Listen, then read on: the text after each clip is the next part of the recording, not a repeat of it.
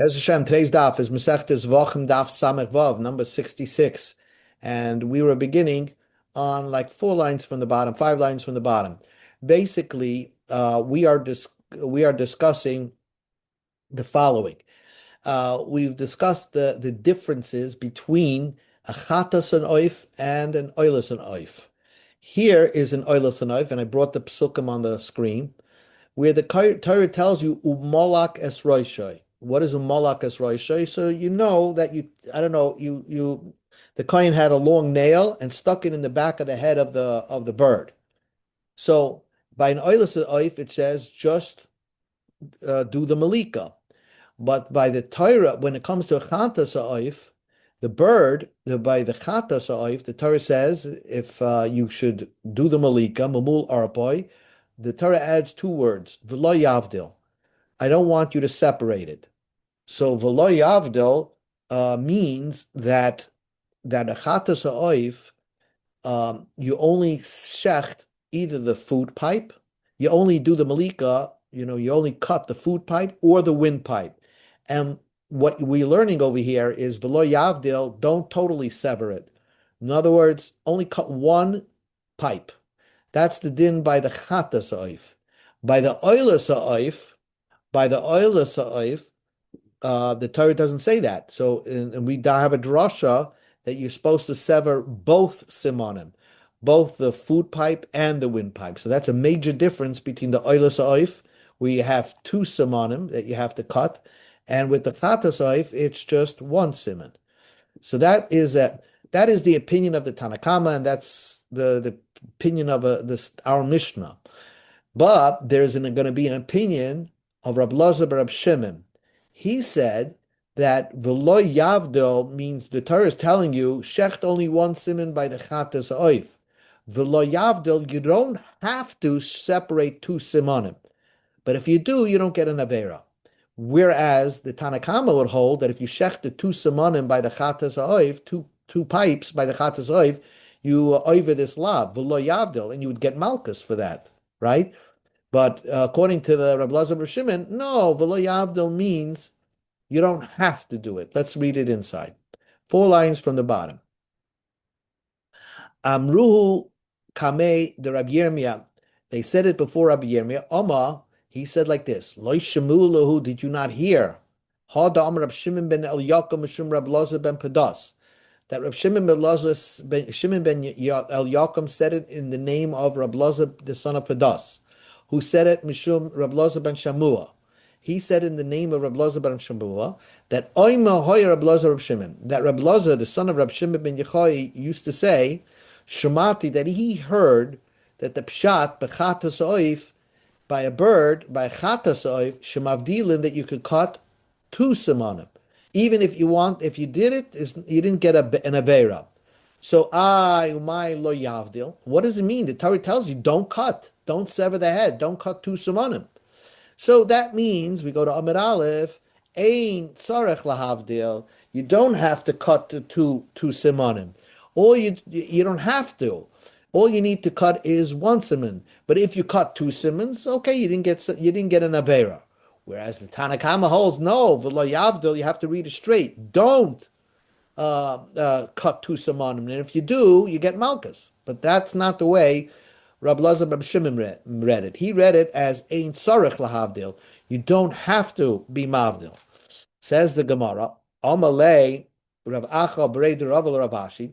So Rav Acha, son of Rava, said to Rav Ashi, if that's how you read a pasuk, Elami Ata, let us see this pasuk. Gabe bar. The Torah tells you that if someone built a bar in the street, he went onto the main street of the road and dug a bar, and he didn't cover the bar, and somebody came and fell in there, the guy that dug the bar has to pay damages. So are you going to tell me that the pasuk says v'lo yichasenu, that the person that dug the bar did not cover it? So you're going to read it like this. Are you going to read it as if that the pasuk is telling you you don't have to cover it? V'lo yichasenu means you don't have to cover it. And if somebody gets damaged, you pay. But the truth is that can't be the reading of the pasuk, because we have an isser to cause damage to somebody else, even if I'm going to pay for it. I can't damage somebody, even if I'm going to pay for it. So when the Torah says v'lo yichasenu, means you did something wrong by not absolutely covering that pit. So you never read v'lo yavdil as you don't have to. When the Torah tells you don't do something, it means absolute. So the Gemara says, so that's the question. How could lo yavdil means nothing but absolute? Don't cut two simanim. So how did Reb Elazar ben Reb Shimon understand it that to mean that you don't have to? Says the Gemara, hachi hashta. You can't compare. Hasam by the bar, kivin diksiv baal bar yisham. Since the Torah says that the owner of the pit has to pay, so really the Torah doesn't want you to make something that could cause someone damage in the street, right? So therefore, when the Torah says don't cover it, aluhi hu dirmi lechasuye, it's absolutely on the person who dug the pit to cover it. So v'lo yechasenu means you absolutely have to cover it, and this guy did not. He did something wrong. Avlahacha over here by the chatas oif mikte. Let us see. It says by the oilas oif v'hikrivoy that you totally. The Torah tells you by the oilas oif. You see, I yellowed it. V'hikrivoy hakayin umalakas roishay. So v'hikrivoy implies the hiktir amazbecha implies that you have to sever both simonim. That means there's something different between the chatas oif and the oilas oif. So right away from the hikrivai, I know that the oilas oif needs two simonim, and the chatas oif needs one simon. So then I wouldn't need a pasuk to tell me don't slaughter the second simon by chatas oif. I know that from the hikrivai. So why does the Torah say lo yavdil lomali? Why does the Torah say don't sever the second simon by chatas oif? I know it from the fact that the Torah tells you that the oilas oif has to be different than the chatas oif, and by the oilas oif, it has to have two simonim. That automatically tells me don't sever the second simon by a chatas oif. So why did the Torah tell you lo yavdil? Don't sever the second simon. Shema mino, the pasuk means to say ein tzarech lahavdil. The Torah wasn't against you. He's saying you don't have to sever the second simon by a chatas oif, but if you do, it's also okay. But be that as it may, we're going to go with the Chachamim's opinion that says that you're not allowed to sever the second simon of a chatas oif. That's the universal opinion. Mitza damagof. We learned by the Mishnah that by an oilas oif, after you the oilas oif, you see there's in this picture the person did the malika of the oilas oif right over here, and then I'm going to make him in yellow. Then he squeezes the bird. He doesn't spray the bird. There's a din by an oilas oif. You just push the bird's body with the severed head, because you cut two simonim, onto the wall of the mizbeach. You just push it onto the wall of the mizbeach and let blood drip down. So really, you're supposed to do two. You're supposed to first push the head against the wall, let blood spill from the head on the wall, and then push the body towards the wall and let the blood that's in the body smear on the wall of the mizbeach. Tana Rabbanan, the rabbis taught, oila.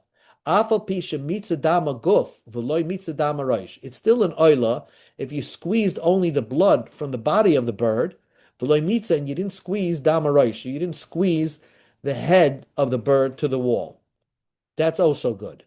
But yochel, I would thought, or mitzadama roish, v'loy mitzadama guf.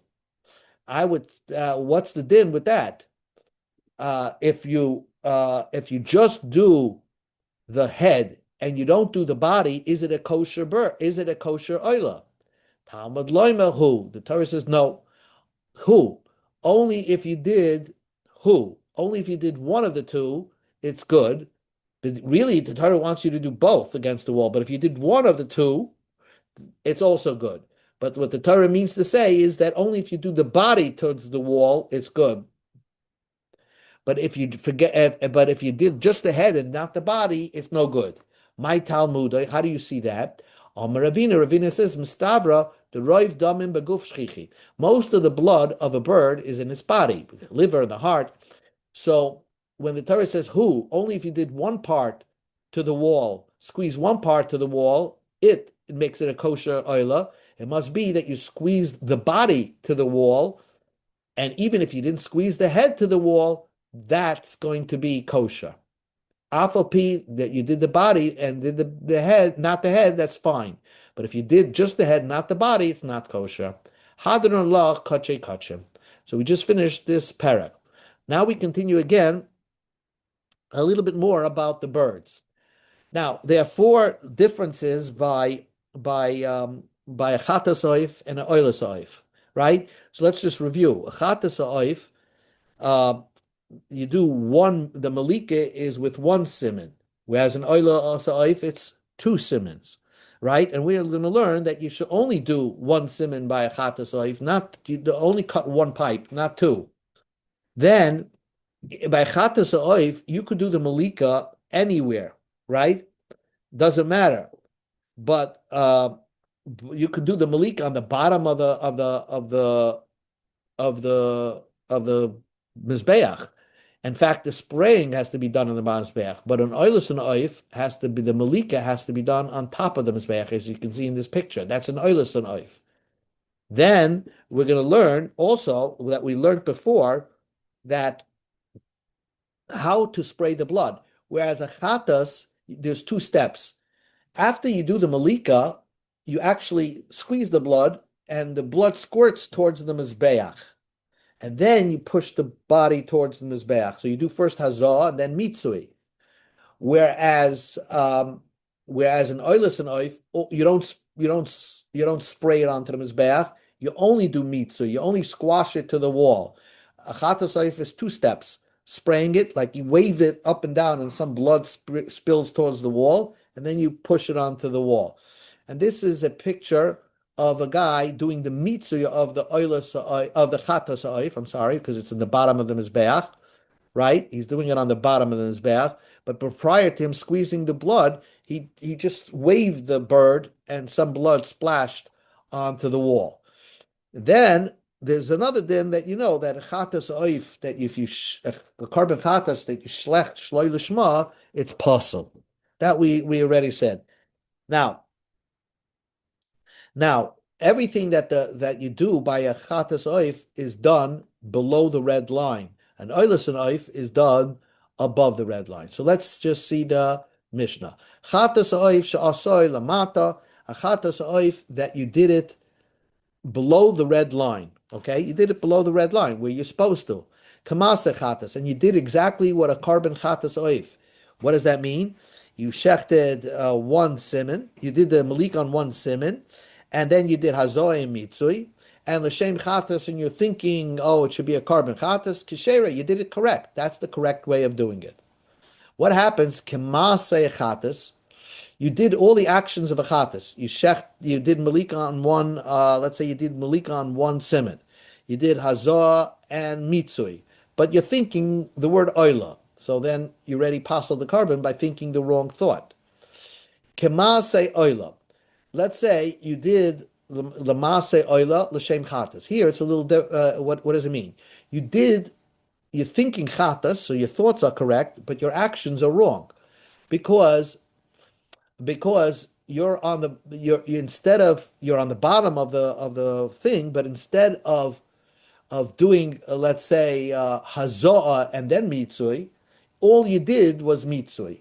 In other words, you didn't splash it onto the wall of the mizbeach on the bottom. You just did mitzui, squash. Well, a chatas you're supposed to do a hazoah too, so that's no good. Then you did kamase oila l'shem oila. So here you did the both. You did the actions of an oila and you're thinking oila, so you have two problems with this carbon. So psula, in all these cases, it is possible. Now, but here you did it, the first part of the Mishnah, you did it on the bottom of the Mizbeach, so your location is good. But the next part of the Mishnah is you changed your location. You went to the top of the Mizbeach. You went to where this guy is standing. But you have a chatas oif. You're in the wrong place. So then, asor lamala kamasa kulan. Even if you did a proper chatas, right? It was you did one. You did hazoy, you did the malika on one siman, and then you did hazoy, you did the mitzui. It's still going to be psula because you're in the wrong place. It's puzzle. Where Taisus points out, normally puzzle means the first part of the mission when it says puzzle means you have to throw the whole behemoth, the bird into the garbage, and that's it. You stop as soon as you realize you did something wrong. If you're thinking oila after the malika, just get rid of it. You can't do it. You can't continue. Here, psula means it's a puzzle, a bird that in the sense that the kahanim can't eat it, but the owners still get a kapara. They don't have to buy a new carbon chatas.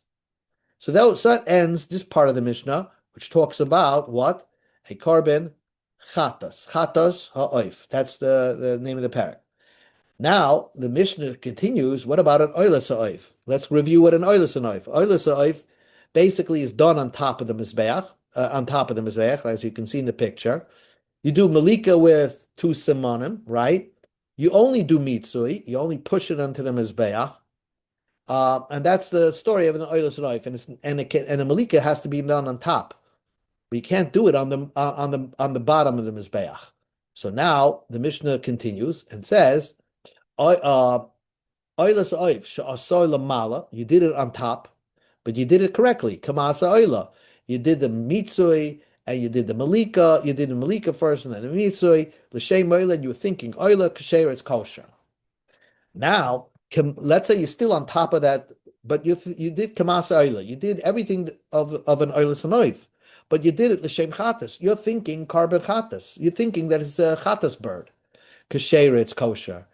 So then, because we learned in the first Mishnah of our Masechta that an oila, if you have a bad thought, if not thinking what the real carbon is, it's still kosher. If kamasa oila and you're thinking chatas, it'll still remain a kosher. Also labala, but the problem is that the owner has to bring a new oila sa'oif, because the person, the kohen that was doing the avodah is thinking, oh, this is a chatas.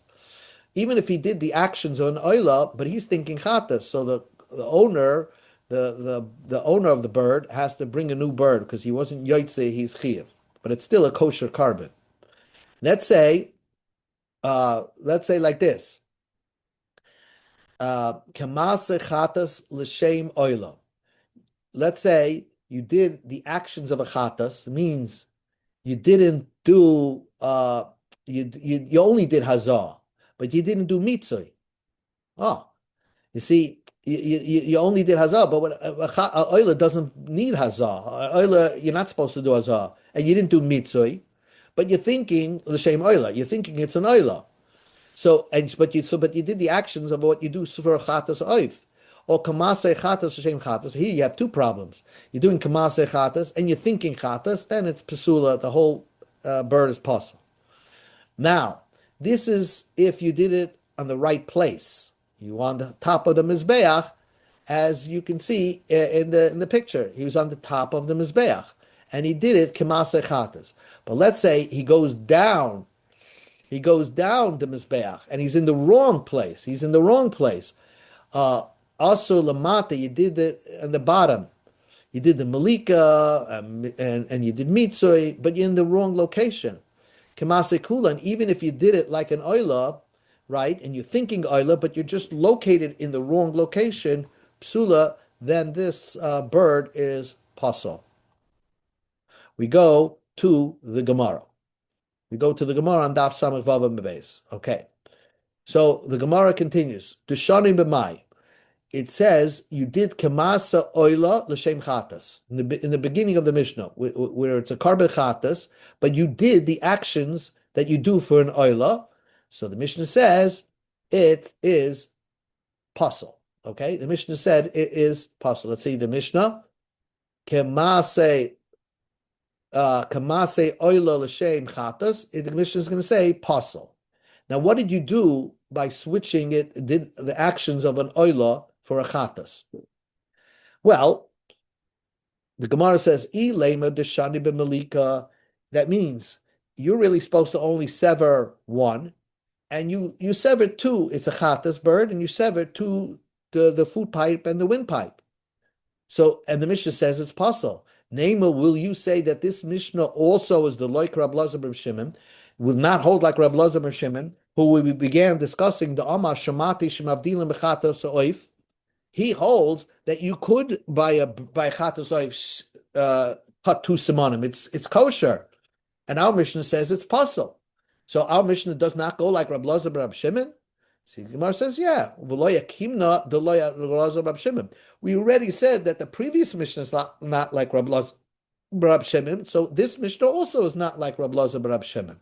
There's nothing wrong with that. But the Gemara says, you don't have to say our Mishnah is not like Rab Lazar Rab Shimon. The Shani Bahazar, our Mishnah meant that not that you change the Malika. If you change the Malika and you cut two simonim by this Chatas Oif, it's still kosher. It means you change the haza'ah. Means the chatas ha'oif needs haza'ah and mitzui, and you only did mitzui. And that's what the Mishnah says, then it's possible. This makes more sense. That really, you're changing the haza'ah. Midiktani Sefer, because the end of the Mishnah says, Asa lamala kamasa kulam. If you went on top, where chatas ha'oif is supposed to be done on the bottom of the mizbeach, and you went on top to do a chatas ha'oif, and you did it like you're in the wrong location, and you did it like a chatas ha'oif, pesula v'afila masa chatas l'shem chatas. Even if you were did a chatas l'shem chatas, but you're on top of the mizbeach and you're doing a chatas ha'oif, the Mishnah says it's possible. Now the shani b'mai, what did you do wrong? Kemasa chatas l'shem chatas. What did you do wrong by being up there? The Shamim Malika, you did the Malika there on top. Hamamar, we already said that Malika of a Chatas Oiv could be anywhere on the Mizbeach. Malika b'chol makom mizbeach kashera. Malika could be anywhere by Chatas Oiv. This would not passel a Chatas Oiv. Chatas Oiv, you did the Malika over here, would not passel the Chatas Oiv. You just have to go down and do the spritzing over here on the bottom of the Mizbeach. So that part of the Mishnah must be talking about elav deshan behazah, that you made it, you did the hazah on top of the mizbeach, which is that's the wrong place to do the hazah.